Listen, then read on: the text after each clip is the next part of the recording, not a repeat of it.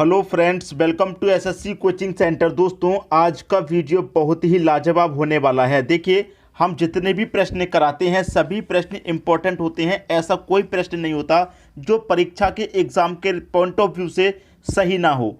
आप हमारे वीडियोस को देखते हैं, बहुत पसंद भी करते हैं। दोस्तों, उसी आधार पे मैं प्रश्न लेकर के आता हूं। जो प्रश्न परीक्षा के लिए इंपॉर्टेंट होते हैं वही लेकर के आता हूं।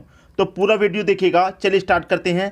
पहला प्रश्न है, यहाँ पर कह रहा है 2500 रुपये का 5% वार्षिक दर से 2 वर्ष का साधारण ब्याज क्या होगा। अब देखिए, आपको मैं यही प्रश्न 3 तरीके से बता सकता हूँ, 2 तरीके से और एक बार में ख़त्म। देखिए, सबसे पहला तरीका क्या है, जो आपका फॉर्मूला है किताब वाला, SI बराबर PRT/100। ये दोस्तों फॉर्मूला है जो किताब में लिखा होता है साधारण ब्याज निकालने का। ठीक है, प्रश्न आपका साधारण ब्याज का है। तो सिंपल इंटरेस्ट आपको निकालना है। प्रिंसिपल दे रखा है 2500 रुपये का, इंटू रेट दे रखा है 5% का, टाइम दे रखा है 2 वर्ष का, बट्टे में कितना 100। ठीक है, अब देखिए 2 जीरो से आपके यहाँ पर सीधे सीधे ये 2 जीरो कट जाएंगे। 25 का मल्टीप्लाई 2 से होगा, कितना हो जाएगा 50, और 50 का मल्टीप्लाई होगा 50 से, तो कितना हो जाएगा 5 × 5 = 25 और 1 जीरो 250 रुपये। तो साधारण ब्याज कितना निकल के आया, 250 निकल के आ गया। ये आपका आंसर आ गया। भाई आपको करना क्या है, 25 × 5 × 2 ही तो करना है। तो पहले मैंने 25 और 2 का गुना कर लिया, 50 आ गया। अब 50 का गुना 5 से करूंगा, 250 आ गया। बी ऑप्शन सही हो गया। ये तो किताब वाला फॉर्मूला हो गया। अब देखिए, हम आपको क्या सिखाते हैं, जादुई ट्रिक, जिसमें फॉर्मूला इस्तेमाल ना करना पड़े और आपका आंसर भी आ जाए। देखिए कैसे, मैं आपको बताऊं कि 2500 रुपये का, भाई 2500 रुपये पर रेट कितना लग रहा है, 5% ब्याज मिलेगी। तो 2500 का 5% निकाल लो। 1 साल का ब्याज है, 5% याद रखना है, 1 साल में 5 मिल रहा है। तो 2500 का सीधा सीधा 5% निकाल लो, परसेंट का मतलब बटे में 100। 2 जीरो से 2 जीरो कट जाएंगे, 25 का मतलब 5 से करूंगा, ये होगा 125। तो देखिए, ये जो 5% रेट है 1 साल का ही तो है, तो इसका मतलब 1 साल का ब्याज हमारा 125 हो गया। अब साधारण ब्याज प्रत्येक वर्ष के लिए समान रहता है। भाई एक वर्ष में 125 है तो दूसरे वर्ष में भी 125 हो जाएगा। तो दोनों वर्ष का आप जोड़ देंगे, कितना हो जाएगा, 250 नहीं हो जाएगा। ये भी आंसर आ गया। अब तीसरा तरीका ये कहता है कि आप 5% ना निकाल करके 2500 रुपये की राशि है, ठीक है, 1 साल का ब्याज 5 है तो 2 साल का कितना हो जाएगा, 10 हो जाएगा। 3 साल का होता तो 15, 4 साल का होता तो 20। भाई 1 साल में 5% मिल रहा है, दूसरी साल भी 5 मिलेगा तो 10% है। तो 2500 का सीधा सीधा 10% निकाल लीजिए। 2500 का सीधा सीधा 10%, परसेंट का मतलब बटे में 100। जीरो से जीरो गया, जीरो से जीरो 250 आ गया। ये भी आपका आंसर है। तो ऐसे भी 250, ऐसे भी 250, ऐसे भी 250 आंसर आया। क्लियर है, बी ऑप्शन सही हो गया। मैं उम्मीद करूंगा कि सभी तरीके से समझ में आ गया है। प्रश्न को आसान कैसे बनाया जा सकता है वो आप सीखिए, ठीक है, वो सीखिए आप, क्योंकि आसान बनाने से ही समझ में आएगा और कम समय में सॉल्व भी होगा प्रश्न। ठीक है दोस्तों, सभी की समझ में बात आ गई। अब देखेंगे अगला प्रश्न। अगला प्रश्न है, 6000 रुपये पर 6% वार्षिक दर से 8 माह का साधारण ब्याज ज्ञात कीजिए। ठीक है, अब बहुत बच्चों को इन प्रश्नों में दिक्कत होती है कि 3 महीने का पूछे, 4 महीने का, 5 महीने का, 6 महीने का, 7 महीने का, 8 महीने का। महीने में जब दिया जाता है तो बहुत बच्चों को प्रॉब्लम होती है। आज के बाद प्रॉब्लम को ख़त्म कर दीजिए, प्रॉब्लम को बिल्कुल ख़त्म कर दीजिए। ठीक है, चाहे महीने में पूछा जाए चाहे दिन का पूछा जाए, दोनों ही बातें खत्म हो जाएंगे इस प्रश्न में। ठीक है, देखिए साधारण ब्याज का फॉर्मूला आप सभी जानते हैं, सिंपल इंटरेस्ट बराबर, अभी बताया था मैंने पिछले क्वेश्चन में, PRT/100। ये फॉर्मूला मैंने आपको बता दिया है। ठीक है, सिंपल इंटरेस्ट निकालना है, साधारण ब्याज हमको निकालना है। प्रिंसिपल हमको दे रखा है 6000 रुपये का, रेट दे रखा है 6% का, इनटू टाइम दे रखा है 8 महीने का। 8 महीने का, तो महीने को हम वर्ष में कन्वर्ट करेंगे तो एक वर्ष में 12 महीने होते हैं, तो 12 से डिवाइड। ठीक है, महीने को वर्ष में कन्वर्ट करने के लिए 12 से डिवाइड करते हैं। और बट्टा पूरा कितना है दोस्तों, फॉर्मूले में 100 है, 100 रख देंगे यहाँ पर। अब देखिए सीधा सीधा 2 जीरो से आपका यहाँ 2 जीरो कट जाएगा, 6 से 12 कट जाएगा 2 बार में, और 2 से 8 कट जाएगा 4 बार में। 6 का मल्टीप्लाई 4 से होगा तो कितना हो जाएगा, 6 चौके 24, और एक ही जीरो बचा हुआ है उसको लगा देंगे 240। साधारण ब्याज कितना आ गया, 240 आ गया। ये आपका आंसर हो गया। ठीक है, 240 दे रखा है सी ऑप्शन में। अब देखिए याद रखिए, अगर दिन की बात कहें या फिर माह की बात करें, माह की मतलब महीने की, यहाँ जैसे कि माह में दिया गया है तो माह को वर्ष में कन्वर्ट करने के लिए 12 से डिवाइड करते हैं, 8 महीने को वर्ष में कन्वर्ट करने के लिए 12 से डिवाइड किया। और अगर दिन दिया जाए जैसे 266 दिन का ब्याज कितना होगा, 55 दिन का ब्याज कितना होगा, इस तरीके से, तो दिन को वर्ष में कन्वर्ट करने के लिए 365 से डिवाइड देते हैं। क्लियर है? दोनों ही बातें याद रखिएगा।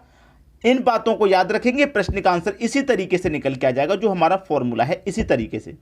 क्लियर है ना? सभी को कोई दिक्कत नहीं होगी। अब देखेंगे अगला प्रश्न। अगला प्रश्न है 3200 रुपये पर 4 अप्रैल 2012 से 16 जून 2012 तक का 5% वार्षिक दर पर साधारण ब्याज क्या होगा। कितना अच्छा प्रश्न है। देखिए 3200 रुपये 4 अप्रैल को 2012 से, अप्रैल की बात है, ठीक है, अप्रैल की बात है। अप्रैल का महीना कितने दिन का होता है दोस्तों? 30 दिन का होता है, ठीक है।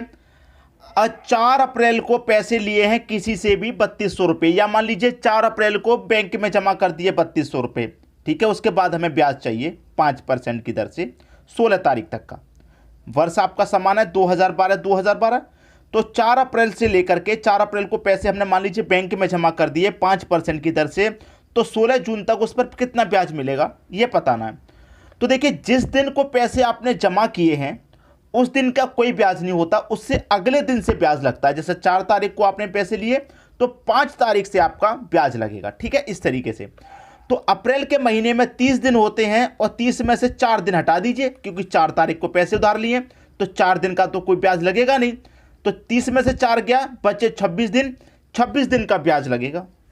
तो किस महीने में लिए हैं? अप्रैल में। अप्रैल के बाद कौन सा महीना आता है? मई का आता है। और मई के बाद कौन सा महीना आता है? जून का आता है, और जून तक का ही पूछ रहा है। तो अप्रैल के महीने में कितने दिन का ब्याज लगेगा? 26 दिन का ब्याज लगेगा। प्लस मई का महीना आएगा, मई का महीना 31 दिन का होता है, 31 दिन का ब्याज लगेगा पूरा। प्लस कितने तारीख तक पूछ रहा है? जून में 16 जून तक का पूछ रहा है, तो 16 जून तक का ब्याज मिलेगा भाई, 16 जून तक का ब्याज लगेगा। तो यहां से लेके यहां तक कितने दिन का आपको ब्याज मिल रहा है, सभी को जोड़ लेंगे आप, ठीक है। 6 6 12, 12 में एक जोड़ेंगे, 13 का 3, कैरी का 1, 2 और 3 5, 5 और 1 6, और कैरी का 1 7, 73 दिन का ब्याज पूछ रहा है। इसका मतलब ये हो गया, ठीक है भाई। साधारण ब्याज का फॉर्मूला आपको मालूम है, ठीक है, तो रख दीजिए PRT/100, यही होता है साधारण ब्याज का फॉर्मूला। तो यहां पर मैं लिख देता हूं बराबर, प्रिंसिपल 3200 रुपये है आपका, रेट 5% है, टाइम है दोस्तों आपका कितने का? 73 दिन का। तो 73 लिखेंगे, और दिन को वर्ष में कन्वर्ट करने के लिए मैंने क्या बताया? 365 से डिवाइड करेंगे, और पूरे का बटा क्या होता है? फॉर्मूले में 100 होता है, तो 100 लिख लीजिए। अब 0 से 2 जीरो से यहां मैं ये 2 जीरो कटा दूंगा सीधा सीधा, ठीक है। और आप देखिए, ध्यान से देखिए, 73 से 365 कितनी बार में कटेगा? पूरा पूरा 5 बार में कटेगा, ठीक है, कट गया। अब 5 से ये 5 कट जाएगा, बचा क्या आपके पास? 32। तो साधारण ब्याज, सिंपल इंटरेस्ट कितना आ गया? 32 रुपया आ गया। ये आपका आंसर आ गया। क्लियर? 32 रुपया, पहला ऑप्शन सही हो गया। तो प्रश्न सभी की समझ में, उम्मीद कर रहा हूं मैं बहुत अच्छे से आ गया होगा। कोई भी बच्चा इस प्रश्न में अब कोई दिक्कत नहीं होगी, कोई परेशानी नहीं होगी, कोई गलती नहीं करेगा अब, ठीक है। अब देखेंगे हम अगला प्रश्न। अगला प्रश्न है, किसी धन का साधारण ब्याज की 8% वार्षिक दर से 3 वर्ष का मिश्र धन 6,944 रुपये है, तो मूलधन ज्ञात करें। मूलधन पूछ रहा है दोस्तों, मूलधन, मूलधन का मतलब प्रिंसिपल बताना है आपको। प्रिंसिपल हमारा क्या होगा ये बताना है। देखिए कभी भी प्रश्न में प्रिंसिपल ना दे रखा हो तो आपको बहुत अच्छे से मालूम है, आपने अभी तक सीखा होगा कि जब हमें प्रिंसिपल नहीं दिया जाता तो हम प्रिंसिपल को अपनी तरफ से कितना मान लेते हैं? 100 मान लेते हैं, ठीक है। अमाउंट आपको दे रखा, अमाउंट मतलब मिश्र धन कितना दे रखा है आपको? 6,944 रुपये, ये आपका अमाउंट मतलब मिश्र धन दे रखा है, ठीक है। अब देखिए प्रिंसिपल आपने कितना मान लिया? 100 रुपया मान लिया। ब्याज कितनी है? 1 साल की 8%, तो मैं 100 रुपये पर 8% ब्याज निकालूंगा, परसेंट का मतलब बटे में 100, 100 से 100 कट जाएगा, इसका मतलब 1 साल का ब्याज हमारा 8 रुपया है। प्रिंसिपल मैंने 100 माना है, 100 का 8% निकालूंगा तो 1 साल का ब्याज मेरा 8 रुपया। और बात कितने वर्ष की है? 3 वर्ष की है। 1 साल का ब्याज 8, तो 3 साल का ब्याज कितना हो जाएगा? 8 तिरिक का 24 हो जाएगा, ठीक है, 24 हो गया। अब देखिए अमाउंट हमारा कितना है, अमाउंट है हमारा 6,944। ठीक है, ये 24 क्या है हमारा ब्याज, और मूलधन कितना है मेरा 100 रुपये मेरा मूलधन था। अब मैं मूलधन में जो ब्याज निकल के आया 24 रुपये उसे जोड़ दूंगा, तो मूलधन प्लस ब्याज कितना होता है, अमाउंट के बराबर होता है, मिश्र धन होता है। तो ये मिश्र धन हमारा कितना हो जाएगा, 100 में 24 जोड़ देंगे 124 मिश्र धन। अब ये भी मिश्र धन है, ये भी मिश्र धन है, बात आई समझ में, ये भी मिश्र धन है, ये भी मिश्र धन है, तो इस मिश्र धन में इस मिश्र धन से डिवाइड कर देंगे 124 से। ठीक है, और आपसे क्या पूछ रहा है, मूलधन क्या है, मूलधन का मतलब है 100% का मान पूछ रहा है, 100% का मतलब मान निकालने के लिए 100 से गुना कर देंगे, आंसर आ जाएगा। देखिए आप कटा लीजिए, 4 से मैं इसको कटाऊंगा, ये 31 बार में कटेगा, और 4 से कटाऊंगा, 4 एकम 4, 4 सत्ते 28, एक बचेगा 14, 4 त्रिक्का 12, एक बचेगा 4 2 बचेगा 4 4 4 से कटा 4 छिंग 24, सीधा सीधा कट गया 4 छिंग 24। ठीक है, 4 से ये भी कटा, 4 से ये भी। अब 31 से इसको कटाइए, 31 से 5 बार में 155 कटेगा। अब 173 में 155 कट गया, 18 बचा, 18 में 6 जोड़ेंगे 86, तो 186, 31 से 6 बार में 186 कटेगा, और 56 बार कट गया, 56 का मल्टीप्लाई 100 से कर दीजिए, तो ये हो जाएगा आपका 5600 रुपये। मूलधन कितना था आपका, 5600 रुपये मूलधन है। क्लियर है, 5600 रुपये मूलधन है, बी ऑप्शन हो जाएगा प्रश्न का सही आंसर। क्लियर हुई दोस्तों बात, सभी को प्रश्न बहुत अच्छे से समझ में आ गया, किसी को भी प्रश्न में यहां कोई समस्या नहीं होगी। ठीक है, अब देखेंगे अगला प्रश्न।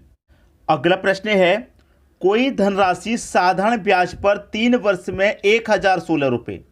भाई 3 वर्ष में कितनी हो रही है, 3 वर्ष में हो रही है 1016 रुपये, तथा 7 वर्ष में हो रही है दोस्तों, ये 7 वर्ष में 1304 रुपये हो रही है, 7 वर्ष में हो रही है 1304।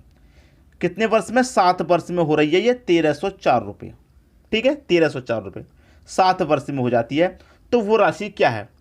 अब देखिए 3 से 7 होने में कितना समय लगा, 4 वर्ष का।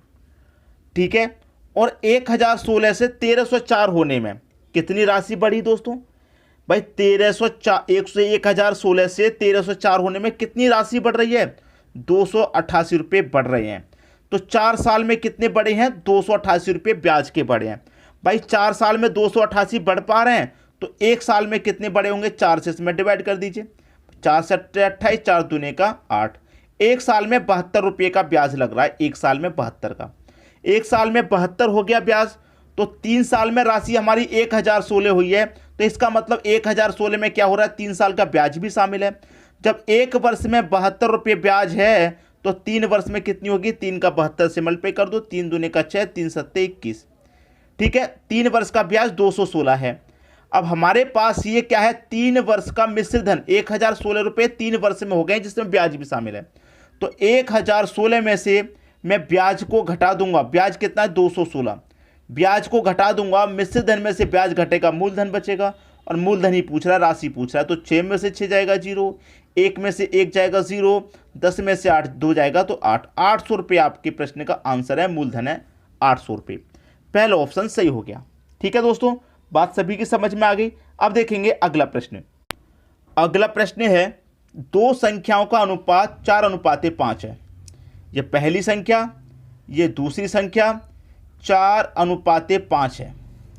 प्रत्येक संख्या में से 25 घटाते हैं तो अनुपात 3:4 हो जाता है, 3:4 हो जाता है। दूसरी संख्या ज्ञात कीजिए। भाई यहां पर बात कही है कि प्रत्येक संख्या में से 25 घटाते हैं तो अनुपात हमारा इतना हो जाता है। देख, पहले अनुपात इतना था और 25 घटाने पर इतना हो गया। पहले अनुपात इतना था, फिर कितना हो गया, इतना, 4 से 3 हो गया। 25 घटाने पर अनुपात में कितना घट रहा है, 4 से 3 हो रहा है, 1 घट रहा है। यहां अनुपात में कितना घट रहा है, 5 से 4 हो रहा है, 1 घट रहा है। यहां भी 1 घट गया, यहां भी 1 घट गया।